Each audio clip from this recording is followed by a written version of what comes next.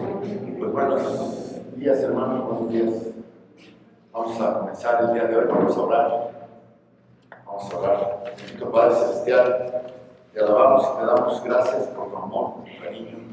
Gracias por tu misericordia, porque podemos estar juntos, Señor, aquí.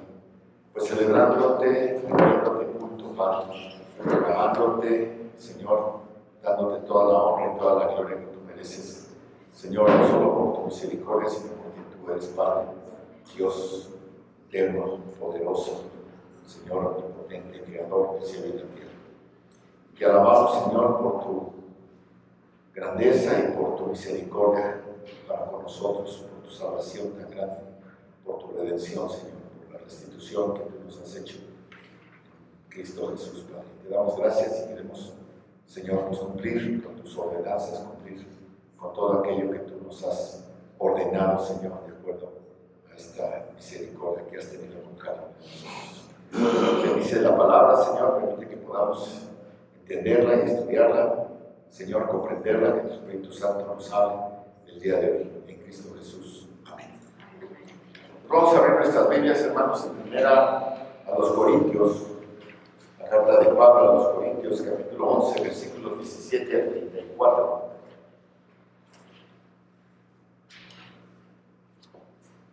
Voy a leerlo. Dice así. El título es La Cena del Señor. Por ahí el título era pasado, pero el título de hoy es La Cena del Señor o la Comunión. La Santa Comunión también le llaman. Dice así, versículos 17. Bien, adelante. Pero al anunciarlos esto que sigue, no os alabo, porque no os congregáis para lo mejor, sino para lo peor. Pues en primer lugar, cuando os reunís como iglesia, oigo que hay entre vosotros divisiones, y en parte lo creo. Porque es preciso que entre vosotros haya divisiones, para que se hagan manifiestos entre vosotros los que son aprobados.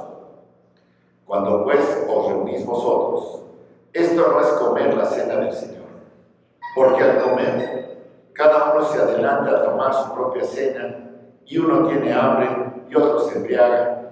Pues ¿qué? ¿No tenéis casas en que comáis o bebáis? ¿O menospreciáis la iglesia de Dios y avergonzáis a los que no tienen nada? ¿Qué os diré? Os alabaré. En esto no os alabo. Porque yo recibí del Señor lo que también os he enseñado, que el Señor Jesús, la noche que fue entregado, tomó pan, y habiendo dado gracias, lo partió y dijo: tomad, comed, esto es mi cuerpo que por vosotros es partido. Haced esto en memoria de mí.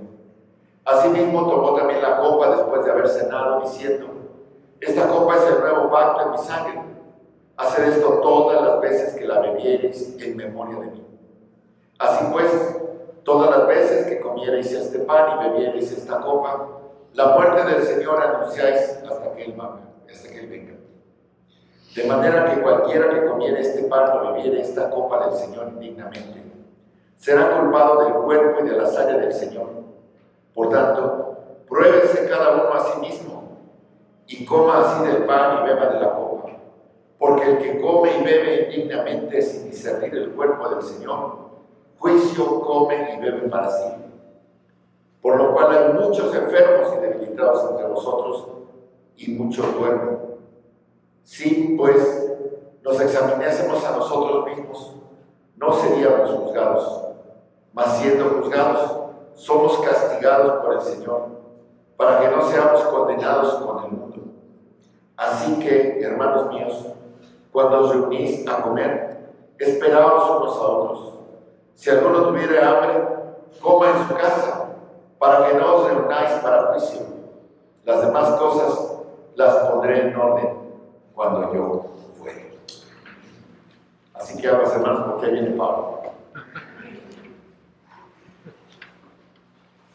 Quienes hemos sido cristianos por algún tiempo o hemos participado de la iglesia, sabemos la importancia que como congregación otorgamos al bautismo y a la Santa Cena, o a la Cena del Señor, o a la comunión, como en otros lugares lo llamamos también. Le damos muchísima importancia, ¿cierto? ¿Por qué? Porque el Señor mismo nos mandó a practicarlos. Son ordenanzas para la iglesia que fueron instituidas por el mismo Jesucristo, quien además nos puso el ejemplo, nos enseñó cómo. Y estos dos aspectos, estos dos, el bautismo y la Santa Cena, tienen en común que son actos de obediencia. Y todo aquel que se dice cristiano, pues tiene que pasar esta prueba, la prueba de obediencia. Y lo más elemental es el bautismo y la comunión. Esas son las dos ordenanzas que no representan o no deberían representar ningún problema. Muchas veces yo digo, bueno, ¿y qué tengo que hacer en esto? ¿Qué dice la Biblia? Ya estoy buscando en los profetas y esto y que el otro, y cosas, ¿no? Pues sí, puede haber algunas situaciones en la vida en donde es difícil saber cuál es la voluntad de Dios, o compleja, o una situación que se presenta y la decisión es difícil. Pero aquí no hay vuelta de hoja, son obediencia simple, sencilla, llana. Bautices y conmemoren la muerte del Señor. Porque les digo, a veces nos cuesta saber. Entonces, hermanos, yo confío en que nosotros estamos haciendo en nuestras vidas eso, buscando la voluntad de Dios y obedecerle. No solo cuando nos reunimos aquí, sino también en nuestros estudios bíblicos, en nuestros grupos de compañerismo, en nuestros hogares, en nuestras familias, con nuestros amigos. En todo lugar y con todos buscamos obedecerle y buscamos también hacer esto que el Señor nos da. Porque estas dos cosas, así como el obedecer al Señor, es parte vital de la experiencia cristiana. No debe ignorarse, hermanos. Tampoco debe ser un añadido al final de un culto, como un complemento. Ay, hoy nos toca, ni modo. Hoy tenemos que hacerlo. Ay, no venía preparado. Tampoco es eso. No debe ser un ritual formal. Estas dos cosas deben ser algo integrado en la vida del creyente. Por eso la semana pasada con nuestro hermano Edgar estudiaron el bautismo cristiano. ¿No es así? Espero que haya quedado claro, que haya sido interesante y que hayamos podido seguir la motivación para quienes no lo hayan hecho, pues se bauticen. Como el núcleo le dijo a Felipe, pues aquí hay agua, él pide que me bautice, aquí está la fosa, aquí está. La llenamos en un ratito, hermano, no sé, le calentamos el agua. Pero es una parte vital de la experiencia cristiana. Y por eso, en cuanto a la cena del Señor, que este pasaje es muy específico y es un pasaje especial, es un pasaje que escribe Pablo a una iglesia descompuesta. Parece que Pablo escribió 4 cartas a los Corintios, de las cuales tenemos 2. Y en todas ellas, el tono de la carta es de admonición, diría mi abuelita, o sea, de regaño, de llamar la atención, de enderezar el camino, de retomar la ruta. Así que veamos un poquito del contexto. Nosotros al estudiar Corintios encontramos no solo estos abusos, sino muchos que surgieron en la iglesia de Corinto. Y uno de estos era que habían tergiversado y habían pervertido gravemente la cena del Señor. Y habían convertido en una fiesta de glotonería y de bebida. Así que eso es lo que Pablo les escribe en el capítulo 11 del 17 al 34. Nosotros cuando celebramos la cena tomamos un parrafito que sí lo identificaron, ¿verdad? Pero en realidad todo es desde el 17 hasta el 34 y no solamente es esta introducción del capítulo 11, versículo 17, es una introducción al gran regaño que Pablo les da a los corintios también en el versículo de los capítulos 12, 13 y 14. Pero aquí estamos hablando particularmente de la cena del Señor.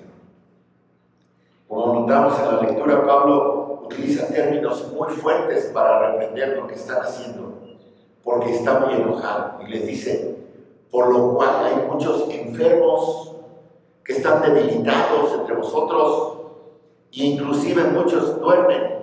¿Qué quiere decir? Muchos se han muerto. Por eso, porque han desagradado, el Señor los ha castigado de esa forma. Necesitamos entonces comprender algo sobre la cena del Señor. Y vamos a retroceder un poco en la historia, ¿no?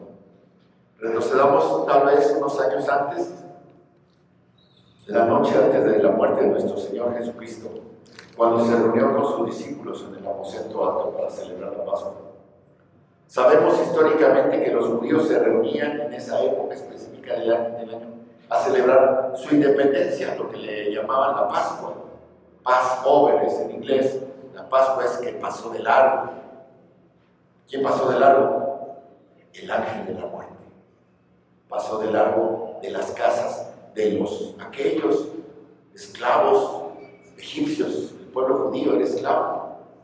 Israel estuvo esclavizado en Egipto durante más de 400 años, y finalmente, cuando Dios decidió liberarlos y llevarlos a la tierra de Canaán, que sería su propia tierra, la tierra prometida, los sacó, recordemos, de una serie de plagas. ¿Cuántas plagas fueron? 10 plagas. 10 plagas que tenían como propósito ablandar el corazón de Faraón para que los dejara en libertad. Y finalmente, cuando llegó la última plaga, ¿cuál fue? ¿Se acuerdan? La muerte de los primogénitos. Esa última plaga tocó al Faraón, ya no le quedaba más que rendirse, y los corrió, literalmente los corrió de Egipto.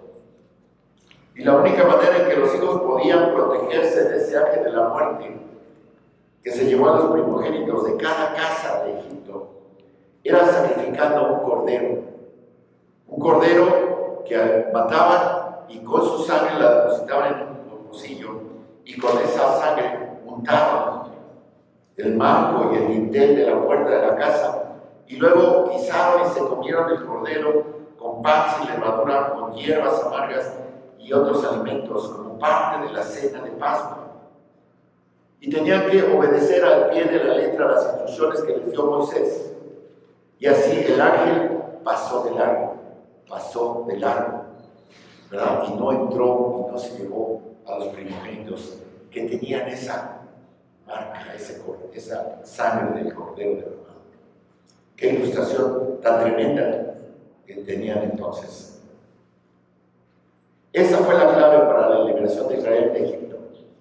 Y siempre que un israelita, siempre que un judío deseaba recordar a Dios como libertador, salvador y redentor, recordaba a Dios quien los liberó de la esclavitud de Egipto. Finalmente, la Pascua fue instituida por Dios como un acto de conmemoración que se celebra hasta nuestros días. El pueblo judío sigue celebrando la Pascua hasta nuestros días, después de más de 2000. Casi 3000 años. ¿Cuánto tenemos nosotros de independientes? 225 años alcanzamos la lucha. Bueno, pues no llegamos ni a los talones al pueblo judío, que lleva más de 3000 años celebrando su liberación de la esclavitud. Pero entonces, Dios mismo instituyó esta cena como una conmemoración para celebrarla hasta nuestros días. Y es trágico que los judíos lo sigan celebrando, porque cuando retroceden el tiempo, se saltan a la cruz de Cristo y llegan hasta Moisés. Algo que no alcanzan a comprender. Pero aquella noche, para nosotros, la última Pascua, antes de la muerte de Jesús, mientras los discípulos comían la cena de la Pascua, en este marco de esta antigua celebración, Jesús, tomando esa cena, la transformó en una nueva, le dio un nuevo significado. Tomó una copa, tomó pan, e hizo una transición trascendental cuando dijo: esta copa es mi sangre, este pan es mi cuerpo, y es algo que de aquí en adelante ustedes van a hacer para recordar lo que voy a hacer por ustedes. es en memoria mía. Y ahora cuando contemplamos el gran momento de la redención en la historia, el gran momento de la cruz de Cristo, no vamos a Egipto, sino que vamos al monte Calvario. Hay un hermoso himno que dice, en el monte Calvario se halló una cruz, emblema ¿de qué? De afrenta sin par. Fue en esa cruz donde murió mi Jesús, que mi alma ahí rescató, que mis pecados por mí lavó. Entonces, cuando celebramos esa cena, esa Pascua, ya no vamos a Egipto, sino que nos vamos al monte Calvario y recordamos cómo esa sangre fue derramada, cómo ese cuerpo fue molido. Hermanos, ese es el punto de encuentro con el poder redentor y salvador de Dios. Eso fue lo que hizo Jesús la noche antes de su muerte. Nos instruyó de lo que iba a pasar. Y transformó la Pascua judía en la comunión, en la Santa Cena para los nuevos cristianos. Entonces, hermanos, para nosotros ya la Pascua como tal carece del significado aquel de los judíos. Pero ahora la Cena del Señor tiene un significado muy especial y por eso es interesante estudiarla y entenderla y comprenderla, porque es un memorial que Cristo mismo nos instituyó. Fíjense ustedes, Marcos 14, del 22 al 25, vislumbramos un poco de lo que el Señor estaba haciendo. Dice así, y mientras comían, Jesús tomó pan y lo bendijo, y lo partió y les dio diciendo, tomad, esto es mi cuerpo. Y tomando la copa y habiendo dado gracias, les dio, y bebieron de ella todos. Y les dijo, esto es mi sangre del nuevo pacto, que por muchos es derramada. De cierto os digo, que no beberé más el fruto de la vid hasta aquel día en que lo beba de nuevo en el reino de Dios. Y me encanta porque otros evangelios dicen, y no lo beberé más hasta que esté con todos ustedes, hasta que lo beba de nuevo con ustedes. ¡Qué hermosa promesa! Y ahora, obviamente sabemos que no se refería literalmente a su cuerpo, sino que ese pan y ese vino eran un símbolo y era un nuevo pacto. Y tenemos en símbolos por donde quiera de los pactos, ¿no? O sea, los anillos de bodas son símbolo de un pacto, ¿no? A veces una flor es un pacto, a veces las promesas se dan algo en prenda, ¿no? Las arras en los matrimonios, es lo que más se me ocurre, pero muchas veces podemos hacer promesas dando algo. Mira aquí, te doy en prenda, en garantía de esta situación, de esto que voy a cumplir.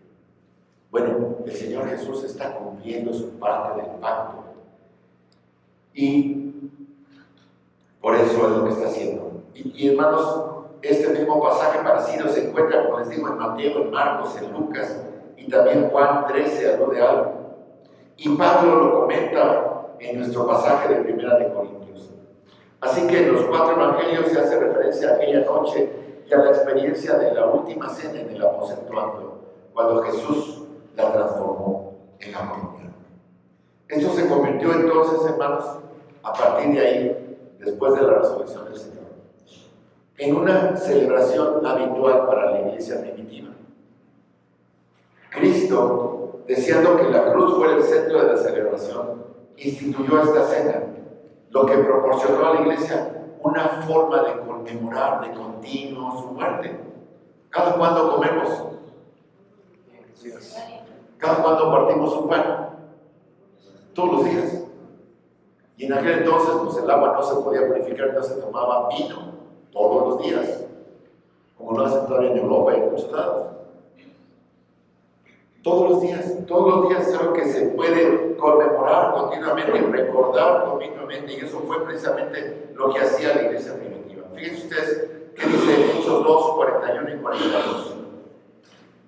Dice, así que las personas que recibieron su palabra fueron bautizados, la primera ordenanza, y se añadieron aquel día como 3,000 personas, y perseveraban en la doctrina de los apóstoles, en la comunión unos con otros, en el partimiento del pan y en las oraciones. Perseveraban en 4 aspectos, 4 formas en que la iglesia primitiva celebraba su vida. Lo primero que era la doctrina de los apóstoles, es decir, la enseñanza, la teología. Ellos escuchaban a los maestros enseñarles lo que recibieron como revelación de Dios. Esa era la primera cosa que hacían. La segunda era la comunión. ¿Qué es esto? Es el ministerio de cumplir con los deberes y responsabilidades de los creyentes de unos a otros. Lo que hacían como vida en la iglesia. Esa es la comunión, la común unión. En ese entonces comenzaron a tener muchas cosas en común, ¿verdad? Y tenían que hacer muchas cosas, responsabilidades dentro de la comunidad cristiana. Y luego menciona, aparte, partiendo el pan. La tercera, partiendo el pan. Siendo que esto va un paso más allá de esa comunión, aquí están incluyendo también la cena del Señor. Partir el pan tiene que ver con eso, implica la cena del Señor, aunque tal vez su significado es bastante más amplio, como se veía más adelante en Hechos. Y finalmente, en la oración. Estas son las 4 dimensiones de la vida de la iglesia primitiva: la enseñanza, el ministerio, la comunión con el Señor viviente y el partimiento del pan y la oración. Estas cosas se indican parcialmente después en el versículo 46. Dice, cada día perseveraban unánimes en el templo. O sea, se reunían para recibir la enseñanza de las doctrinas de los apóstoles, muy probablemente. Y luego decía, y continúa el versículo, y partiendo el pan en las casas, comían juntos con alegría y sencillez de corazón. Y la idea es que aquí se trata de partir el pan y la comunión. Ciertamente la oración también formaba parte de ello. Muchos estudiosos de la Biblia, historiadores de este periodo, dicen que la iglesia primitiva celebraba la cena del Señor de forma continua, muy continuamente.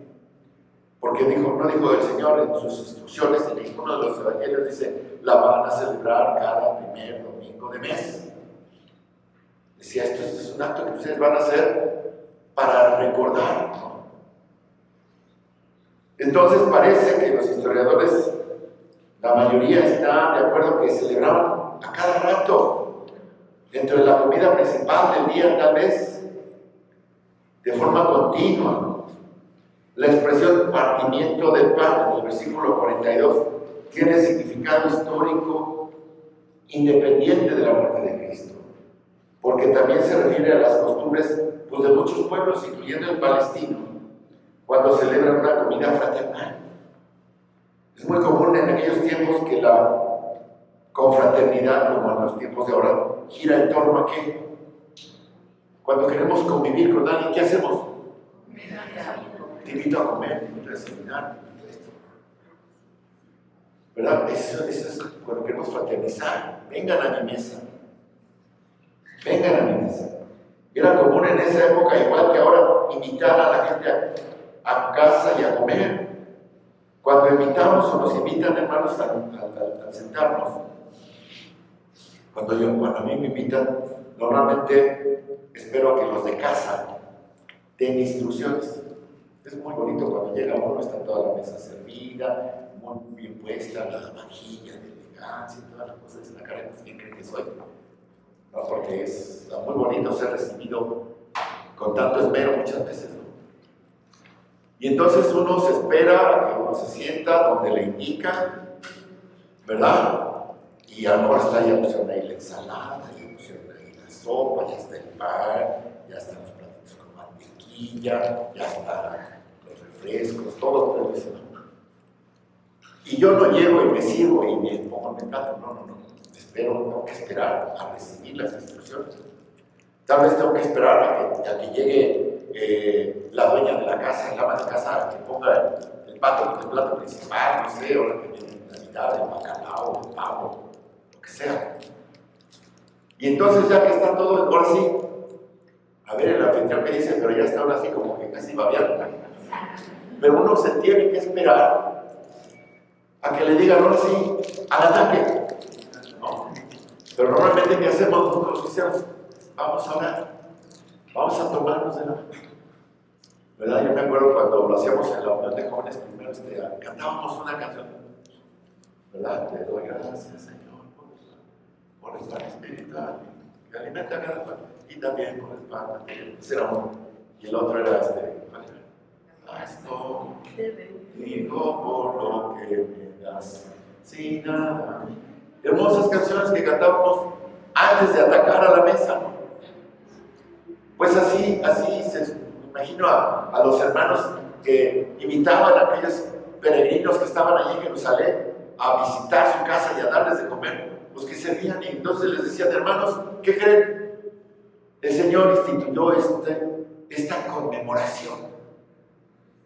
Vamos primero, antes de cenar, vamos a recordar que Cristo murió en la cruz. Y tomaban el pan, lo partían, lo repartían. Y daban una copa o servían las copas. Y no, ya, este es mi cuerpo, esto fue lo que dijo el Señor, recordemos que por nosotros vamos a hacer una oración. Y terminaban eso, tal vez me estoy imaginando. Y al ataque, ahora sí, vamos a entrarle al borrego, a lo que tuvieran ahí. Pero eso hacía partiendo el pan.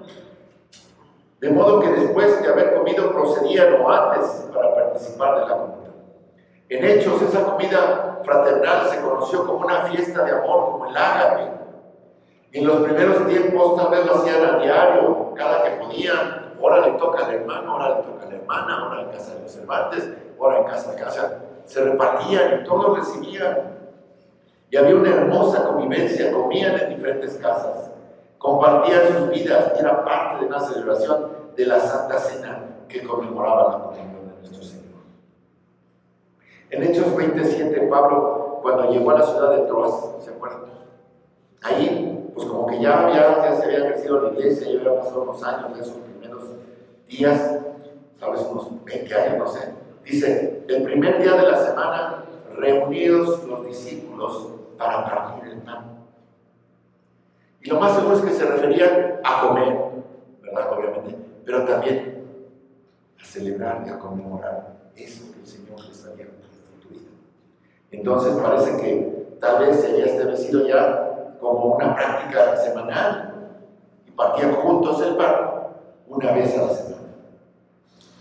Entonces, ¿qué significaría ese partir el pan? De nuevo les digo, era una conmemoración de la cena del Señor en el aspecto del recuerdo, pero además de ese recuerdo, el versículo 11 dice, cuando volvió a partir el pan, comió y conversó largamente.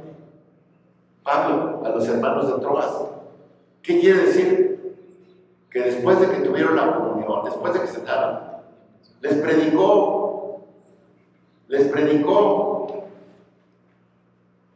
Versículo 7 vemos que Pablo les predicó, esto se convirtió también en costumbre tal vez en la iglesia primitiva, en donde se reunían el primer día de la semana, tenían su comida fraternal, tenían la comunión y tal vez antes o después alguien predicaba, alguien les enseñaba, alguien les instruía y después también oraban seguramente en medio de todo esto. Entonces esas 4 cosas permanecieron en la iglesia primitiva por mucho tiempo.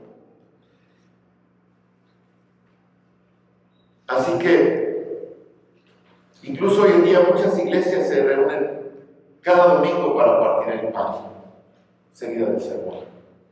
El sábado mañana, el viernes, perdón. Traje un amigo aquí al templo para que lo conocieran los cristianos del club. Y él, los primeros pasos que dio como cristiano fueron en Cocoyoc, en la iglesia de nuestros hermanos Flores. Curiosamente coincidió que los conocen. y estábamos desayunando aquí en el restaurante al lado. Y le digo, pues aquí es donde nos reunimos, todo esto, ya entramos.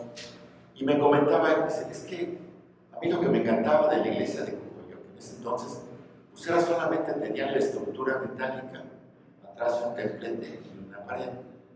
Y atrás de la pared, ¿se acuerdan cuando fuimos a cantar? Ahí guardaban todas las sillas y tenían su techo pues, de lámina, de esa lámina tipo como acanalada, como imitación teja, creo que era, no me acuerdo muy bien. Y ya, eso era lo que tenían. Pero me encantaba ahí porque todos los domingos comíamos después ahí. Y después del culto comíamos juntos todos. Y había algo que para juntar fondos, y unos llevaban guisados, y otros esto. Y ahí dice, no, deberías de ver hoy la iglesiota que es, dice.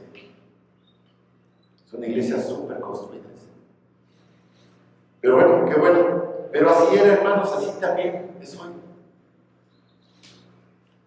Así que, pero parece que la antigua costumbre de vincular la cena del Señor con la comida diaria comenzó a desvanecerse, porque hoy en día no se celebran en todas las comidas, sino solo una comunión semanal que se celebraba en ese momento. Y la práctica en el tiempo pues, comenzó a desaparecer. Hoy la celebramos dentro del culto. Y es raro que haya comida después del culto. Que podía haber, pero no. Pero no nos preocupemos de cómo debe ser, hermanos. Ninguna de estas cosas está prescrita específicamente en las Escrituras. Se podía celebrar la cena del Señor después de cualquier comida en casa, seguir el modelo bíblico. O podías celebrar la cena del Señor y un banquete ágape de amor, si así lo quieres. Podía ser después de una comida especial donde hayas reunido a ciertas personas con ese propósito. O puedes celebrarlo dentro de la iglesia sin el banquete de amor, en fin. Pero hermanos, lo importante es que lo hagamos.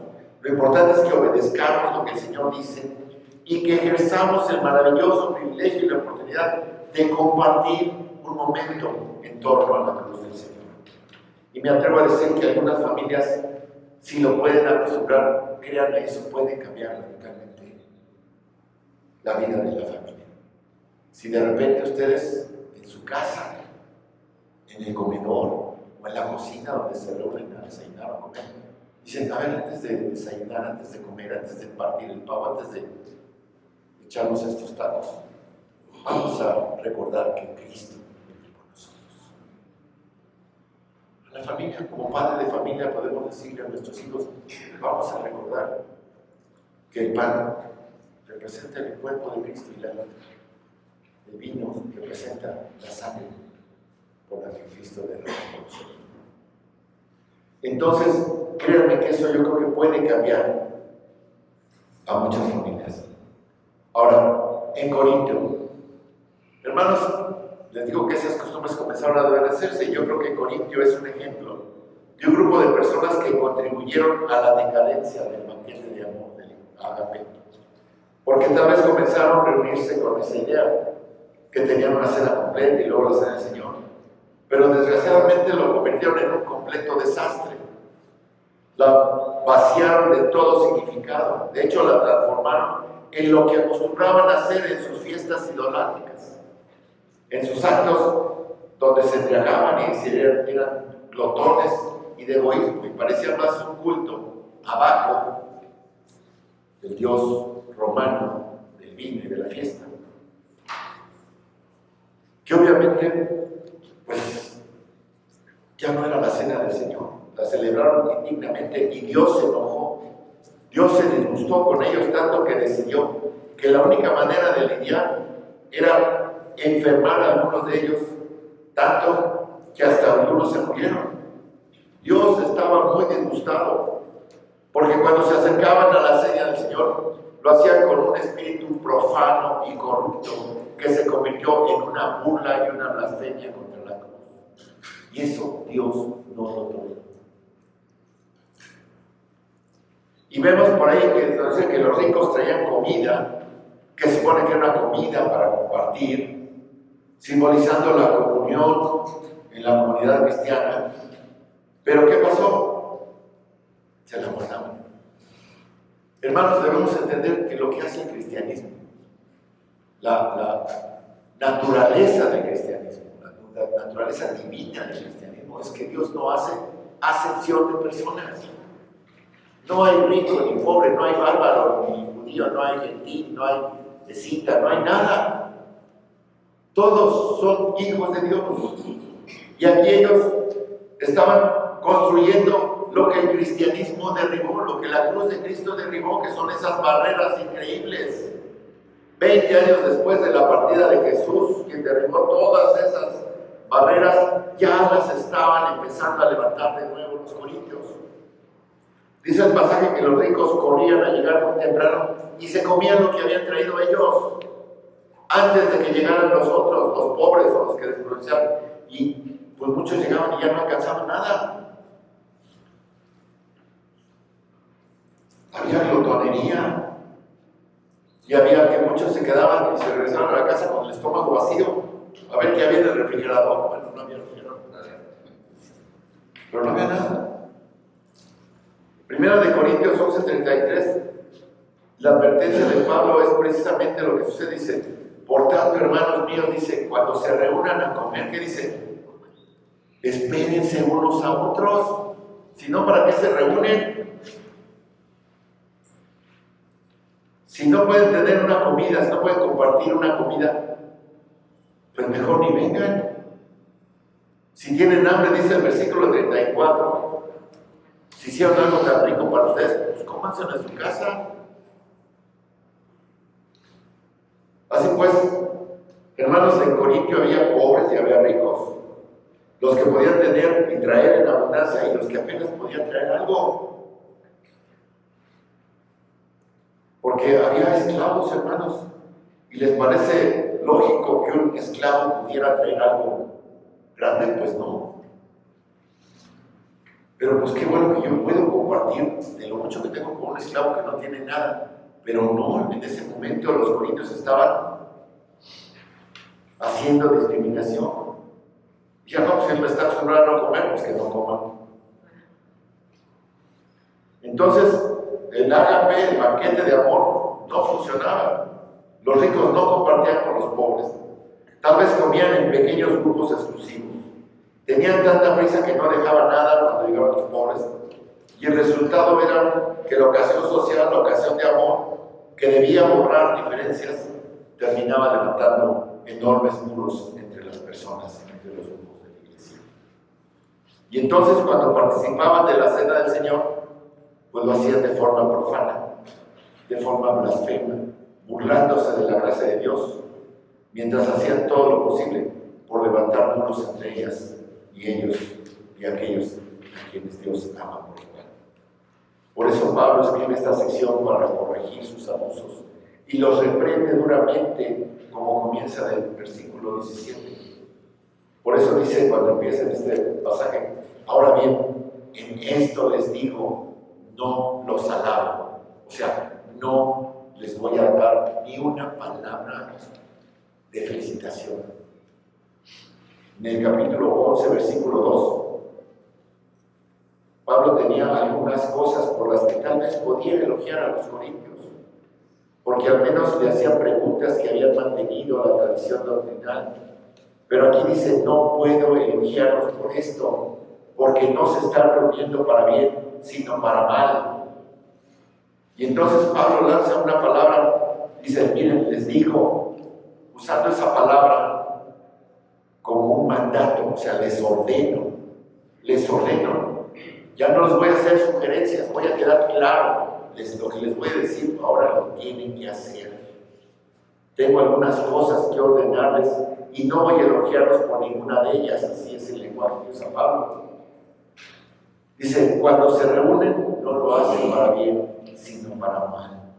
Así que mejor les iría quedándose en su casa. Porque en lugar de que su culto sea útil y edificante, es destructivo. Mejor quédense en su casa. Y obviamente esto no nos gusta pensarlo.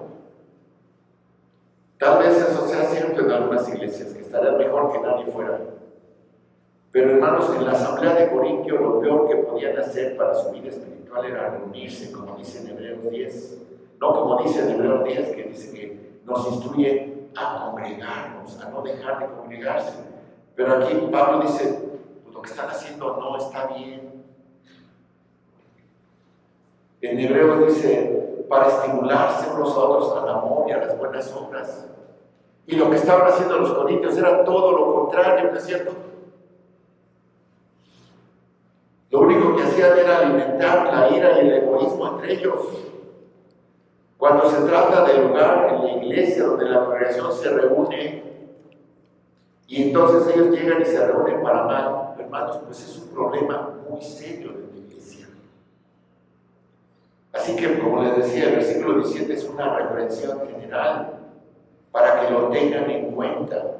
Esta reprensión que comienza Pablo aquí sobre la cena del Señor continúa en los capítulos 12, 13 y 14, porque los regaña de muchas cosas después, como lo podemos ver en otros sermones. Por ejemplo, el mal uso de los dones espirituales. Es un regaño también que empieza aquí. Así que, hermanos, en estas cosas él comienza reprendiendo a la asamblea por el mal uso de la comunión y el mal uso de los dones espirituales. Pero lo primero es la comunión. Entonces, ya les he dado un poco del contexto, y en los versículos 18 a 22, Pablo aborda ya la perversión de la cena del Señor.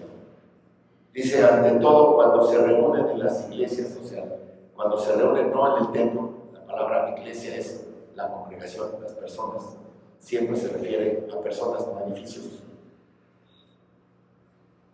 Dice, cuando se reúnen en la iglesia, oigo repetidamente, dice Pablo, y otra dice que hay divisiones entre ustedes. La palabra es cisma. O sea, la palabra temblor viene también de cisma. Es división. Es cuando se abre la tierra, ¿no? Y no pueden comunicar en la otra porque se abre un cisma. Dice, hay cismas entre ustedes y en parte lo creo. ¿Y a qué se refiere esa cisma? Seguramente y básicamente se refiere a una diferencia de opinión que estamos viendo en esta problemática de la vida de la iglesia de Corinto. Diferencia de opiniones. Fíjense ustedes, en Juan 7:43, en Juan 9:16, Juan dice acerca de Jesús que había división entre el pueblo sobre Jesús. En estos dos casos, unos decían que Jesús era Dios y otros decían que Jesús no lo era. Esa era la diferencia de opiniones. Había un cisma entre el pueblo, había una diferencia de opinión. Pero cuando aquí Pablo dice que cuando la iglesia se reúne, en lugar de unirse a compartir, lo único que hacen es discutir y separarse. Y hay cismas. Y esto añade una dimensión adicional a la iglesia de Corintio que de por sí ya es bastante problemática. Ya se habían dividido anteriormente por al menos otros dos motivos. Los ricos y los pobres se habían distanciado profundamente y estaban extraños unos a otros. Esa primera división, digamos que era una división sociológica. Pero también anteriormente vemos en la carta que ya estaban divididos teológicamente. Porque uno decía, yo soy de Pablo, yo de Apolos, yo de Cefas, yo de Cristo. Y entonces cada quien tenía sus pequeñitos grupos. ¿Tú de quién eres? Yo de Pablo. Tú de Cefas. ¿Qué es eso? ¿Qué es eso? Lo sorprendente es que eran distintos grupos que ni siquiera discrepaban teológicamente, porque Pablo, Pedro, Apolos y Cristo predicaban lo mismo.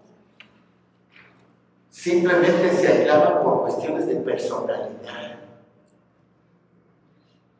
Y así surgieron cultos a la personalidad, segmentándose aún más, no ya no solamente ricos y pobres, sino de Apolos, de Pedro. Entonces había una división sociológica y una división de discusiones de personalidades y una constante disputa por diferencias de opinión sobre todo. Y es realmente triste, hermanos, porque al principio de la carta, en 1 Corintios 1:10, Pablo dice, Os ruego pues, hermanos, fíjense el tono que aquí está mirando Pablo.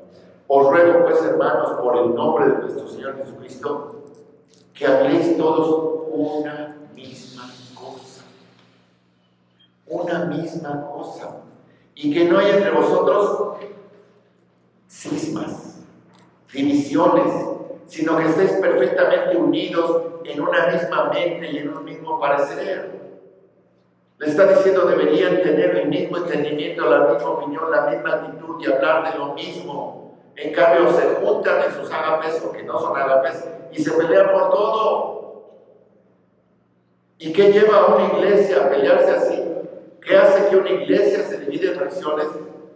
Pablo nos lo explica con claridad en 1 Corintios 3, hermanos, de maravilla, que no tuve que ir a muchos otros pasajes bíblicos, sino que en Corintios encontré todo. 1 Corintios 3:1 dice, hermanos, no pude hablaros como seres espirituales, sino como aquel carnales. ¿Acaso no sois carnales porque entre vosotros qué hay? Divisiones, contiendas, envidias. Lo que causa las divisiones es la carnalidad, hermanos, el andar según la carne y hacer lo que dicta la mente, en lugar de andar en el Espíritu y hacer lo que Dios dice, es lo que provoca división.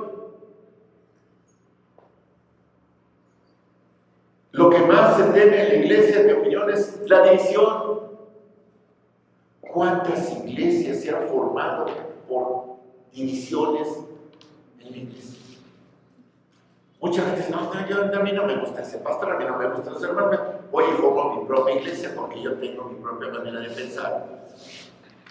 ¿Verdad? ¿Y qué más? Y tengo mi propia manera de interpretar la palabra. Entonces ando en la carne y en la mente, no en el espíritu y en obediencia. Y así han surgido cientos de miles de iglesias por divisiones, hermanos.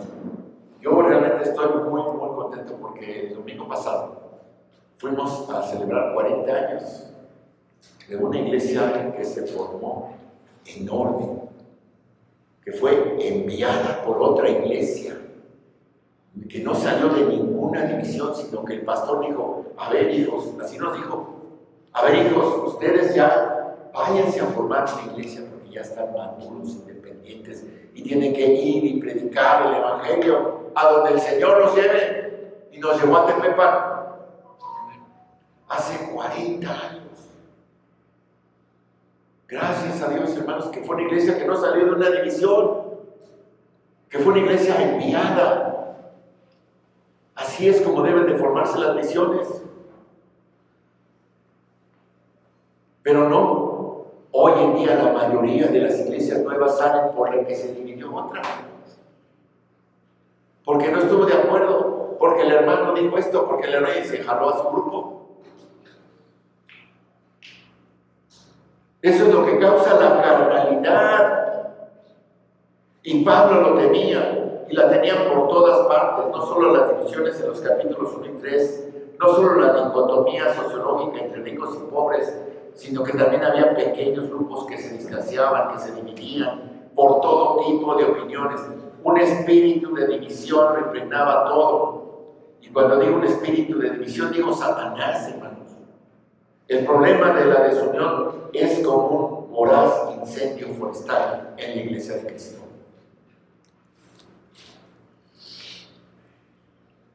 Y llegaron a la mesa del Señor, y al sentarse a la mesa para intentar compartir una comida común, al sentarse a la mesa para intentar conversar sobre la vida común, se vio evidente la división y todo se convirtió en una burla. Por eso Pablo dice, en parte lo creo. Porque he oído tantas veces que estoy seguro de que a lo mejor hay exageración, pero no sé que están divididos.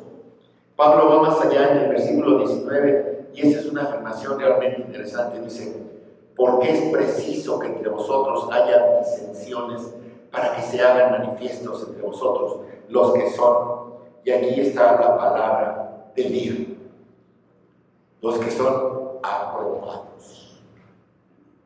Los que son aprobados. Qué afirmación más extraña. ¿Cómo que quieres que haya disensiones? O sea, no veo la razón. Dice, creo que hay divisiones, entonces es porque debe haber divisiones para que los que son aprobados se manifiesten, los que no son herejes se manifiesten, los que eligieron, los que decidieron correctamente se manifiesten. Pablo dice, creo que existen esos grupos porque desgraciadamente son necesarios, porque es necesario por la voluntad de Dios. A veces es necesario que algo se manifieste por la voluntad de Dios. Por ejemplo, cuando habla de Cristo Jesús, dice, porque es necesario que Jesús padezca. Y ese padecimiento no es agradable, pero es voluntad de Dios que padezca eso. Y a veces en la iglesia no es agradable lo que a veces pasa, pero es necesario que pase para que se manifieste la verdad, para que se vea la necesidad que la iglesia tiene.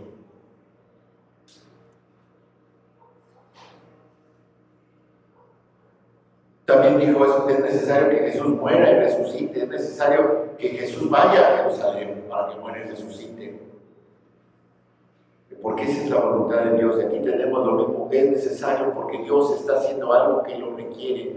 Está aprobando a ciertas personas y haciéndolas manifestarse delante de la iglesia para que cuando surjan problemas y divisiones descubramos quiénes son los buenos, quiénes son los aprobados. Y aquí está la palabra en griego que quiero que se lo aprendan. Además, yo le decía a mi esposa en la mañana, quiero que los jóvenes, a ver si les gusta o no les gusta, no sé, pero ellos deciden que sean un grupo de dokimoi.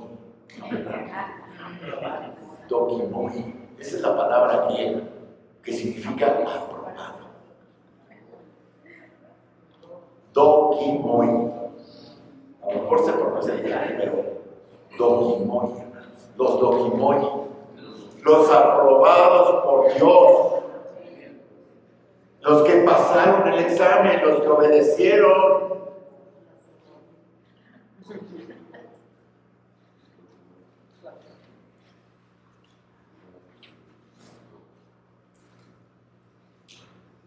El oro sale purificado del fuego.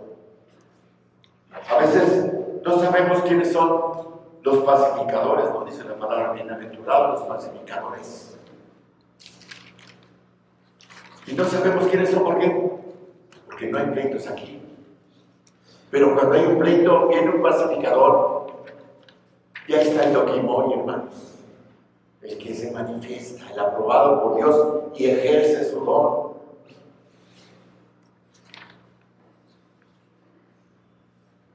No sabemos quiénes son las personas que muestran amor en la iglesia, a menos que sepamos cómo se están relacionados con todas las demás personas para que muestren su amor en la adversidad, en la lucha, en la contienda. Es cuando se hacen los verdaderos líderes, es cuando las personas verdaderamente piadosas, quien realmente camina en el Espíritu, salen y se hacen visibles para todos. Cuando vienen las dificultades, los dokimoi tienen la capacidad de manifestar su personalidad, su espiritualidad, sus dones, su perseverancia y dan testimonio de caminar en el Espíritu por medio de una situación difícil. Esos son los dokimoi.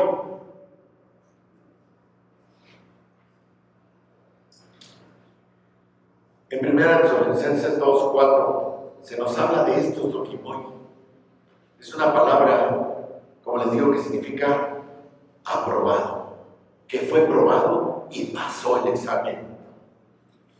Dice, sino que según fuimos aprobados por Dios, para que se nos confiase el Evangelio, así hablemos, no como para agradar a los hombres, sino a Dios como prueba de nuestros corazones.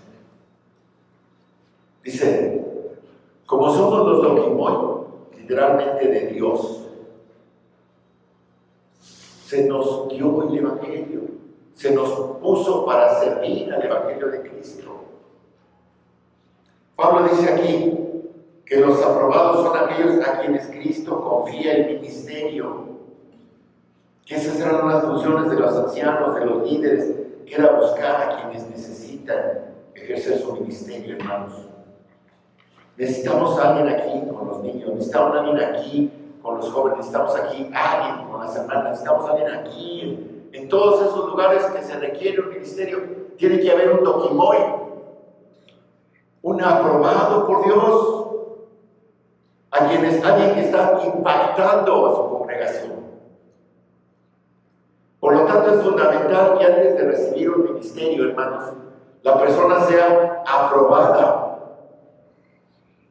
Una de las maneras más evidentes en que las personas aprobadas se destacan y se hacen visibles es cómo responden a las dificultades dentro del cuerpo de Cristo. Es cómo afrontan la adversidad, cómo afrontan los problemas, cómo afrontan las luchas, los desacuerdos. Porque esto nos permite a nosotros como iglesia crecer e identificar a esos aprobados por Dios para que ejerzan, a esos que son idóneos para un servicio especial.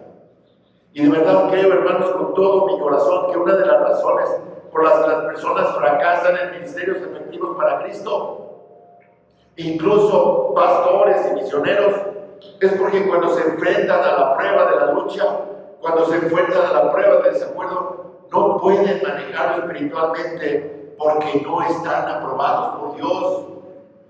Y Dios no les va a confiar el evangelio y un ministerio de tal peso porque no lo pueden soportar. Espiritualmente no están capacitados.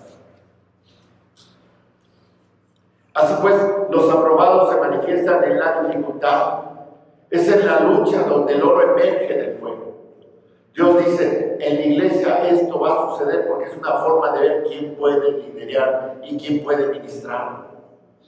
Creo que incluso Pablo en su propia vida lo entendió como un acto de gracia de Dios, no como algo que él mereciera, no porque él fuera muy bueno, sino como una muestra de la aprobación de Dios. Santiago 1:12 es interesante también porque dice, fíjense, dice Santiago 1:12, bienaventurado el que soporta la tentación, porque cuando es doquimoi, va a salir victorioso. Son ellos quienes enfrentan la lucha, hermanos. Son los aprobados los que enfrentan la lucha, quienes resisten la tentación y quienes al ser aprobados reciben la corona de la vida del Señor. Reciben la corona de la vida que el Señor, juez justo, les va a dar. Yo añadiría además que los doquimoi son verdaderos cristianos. Son el trigo entre la cizaña, donde Juan 2:19 dice, salieron de entre nosotros los que no eran nuestros y salieron para que se manifestasen que no eran nuestros. ¿Y quiénes se quedaron? El trigo, los doquimoi. Las dificultades, hermanos, en la iglesia van expulsando a algunos y por consiguiente tal vez serán cizaña, pero tenemos que permanecer, tenemos que ser el trigo. Es cierto que en la iglesia, en su proceso de purificación, habrá divisiones, habrá tentaciones, para que los aprobados puedan llegar a la cima, para que sea evidente para quienes son los líderes, quienes son las personas que han demostrado ser espiritualmente capaces y responsables. Tito 3:10 dice, al hombre que cause divisiones, después de una y otra amonestación, ¿qué dice? Deséchalo. No que lo corras, pero no le vayas a dar un ministerio. Hermanos, ¿por qué? Porque la pureza de la iglesia está en juego. ¿Cuántas personas tienen ministerios que no pueden llevar? Y entonces la iglesia se va para abajo. Porque hay divisiones y hay pecados y eso entra en la iglesia. Así que más vale que nos preparemos.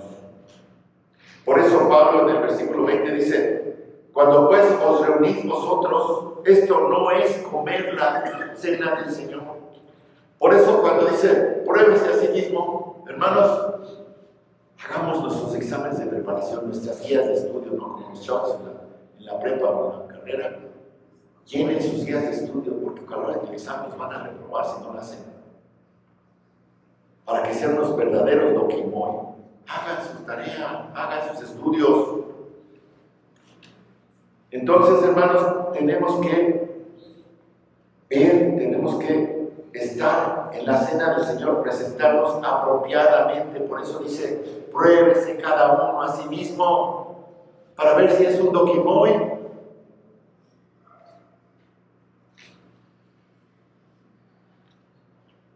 Tienen que celebrar la cena aprobados por el Señor.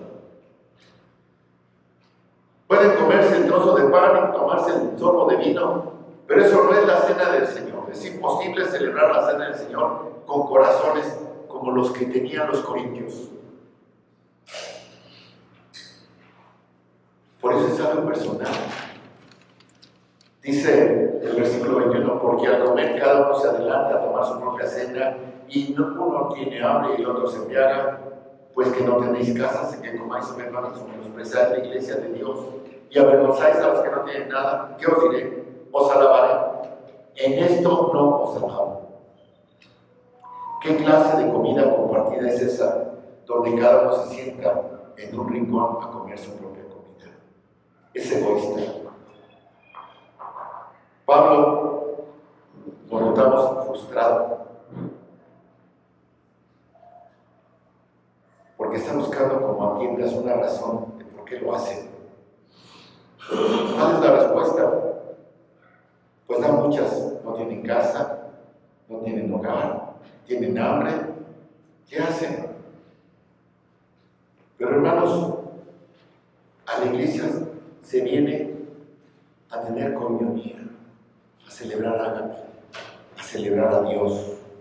La iglesia es un lugar, quizás es el único, donde ricos y pobres deberían poder comulgar juntos, donde ricos y pobres deberían amarse mutuamente. Jesús lo dejó claro, los apóstoles lo dejaron claro. Se convirtió en el modelo de la nueva iglesia cuando lo compartían todo en común. Lo dice Hechos. En Gálatas 2:10 Pablo les dice, y no se olviden de los pobres. La iglesia es un lugar donde se deben derribar barreras. En el mundo antiguo como en el mundo de hoy hay muchas barreras que tenemos que derribar. Y cantan y que derribemos los muros y que los muros cayeron y que no sé qué, y los gigantes. Hermanos, las barreras son bien concretas. Y si antes eran inflexibles, hoy lo son más. Si antes había hombres libres y esclavos, hoy también hay hombres libres y esclavos. Si había hombres y mujeres, hoy también hay hombres y mujeres. Griegos y bárbaros también, personas que hablan griego, personas que no, instruidos, no instruidos, judíos, gentiles, ricos, romanos, no romanos, cultos. Hay muchísimas barreras. Pero la iglesia se unió y de golpe y porrazo las derribó todas Cristo en la cruz. ¿Por qué las volvemos a construir? Los muros fueron derribados, dice Efesios 2. Hermanos, impidamos que esas barreras sean construidas aquí, en Betania, hermanos. Porque eso significa muchas cosas para nosotros. Así que, cuando vengamos a la cena del Señor, cuidemos cómo nos relacionamos, cuidemos que no haya barreras, cuidemos principalmente que seamos aprobados. Aprobados. Y que nos aseguremos de que no hay nada que nos divida. Y que no hagamos nada que nos divida. Cuando vengamos a la cena del Señor o a la comunión de los santos que se nos reúne aquí, no vengamos con sentimientos racistas, porque en Cristo no existen. Que no vengamos con sentimientos o expresiones sexistas, clasistas, egoístas, indiferentes. ¿Por qué? Porque Cristo las derribó todas. Porque si lo hacemos, pervertimos la comunión y pervertimos la cena del Señor como lo hizo la iglesia de Corintios. Hermanos, nos reunimos para compartir, nos reunimos para adorar a Dios, nos reunimos para celebrar nuestra unidad. Procuremos que eso sea puro, que sea auténtico, que sea el Espíritu Santo en su sabiduría y su providencia que impida que estas divisiones surjan. y que si surgen, que haya quien pueda sobresalir para pagarlas. Yo confío, hermanos, que nuestra iglesia no sea como la de Corinto. Yo quiero que nuestra iglesia no sea como la de Corinto. Yo quiero que nuestra iglesia sea, por ejemplo, como la de Tesalónica. A quien Pablo les dice: damos siempre gracias a Dios por todos vosotros, haciendo memoria de vosotros en nuestras oraciones, acordándonos sin cesar delante del Dios y Padre nuestro de la obra de vuestra fe, del trabajo de vuestro amor y de vuestra constancia en la esperanza de nuestro Señor Jesucristo. Que esas sean las calificaciones que nos den como Betania, hermanos. Que se acuerden sin cesar delante del Dios y Padre nuestro de la obra de nuestra fe, del trabajo de nuestro amor y de nuestra constancia en la esperanza de nuestro Señor Jesucristo. Dice Pablo: porque conocemos, hermanos amados de Dios, vuestra elección. Es algo que podemos hacer, hermanos. Y además dijo esto, y es hermoso, Primera Tesalonicenses 4:9 dice: pero acerca del amor fraternal no tenéis necesidad de que os escriba, porque vosotros mismos habéis aprendido de Dios que os améis los unos a los otros. Que esa sea nuestra identificación como Betania. Amén. Vamos a orar. Te doy gracias, Señor, por que aspiramos a ser como Tesalónica, Padre. Queremos, Padre, que si tú nos llamas antes de que vengas, en nuestra tumba, Señor, se puede escribir como en la de muchos tesalonicenses: Hijo de Dios. Que podamos ser identificados porque nos amamos unos a otros, Padre, porque nos servimos unos a otros, porque estamos en el camino correcto y porque somos aprobados de ti, Padre. Que tu Espíritu Santo nos fortalezca, Padre, para continuar en este camino y que podamos salir como el oro bien afinado, Padre, como podamos salir bien aprobados. En el nombre de tu Hijo amado Cristo Jesús. Amén. Entonces, hermanos, seamos ¿qué? Tomados, ¿cómo dice? Doquimuis.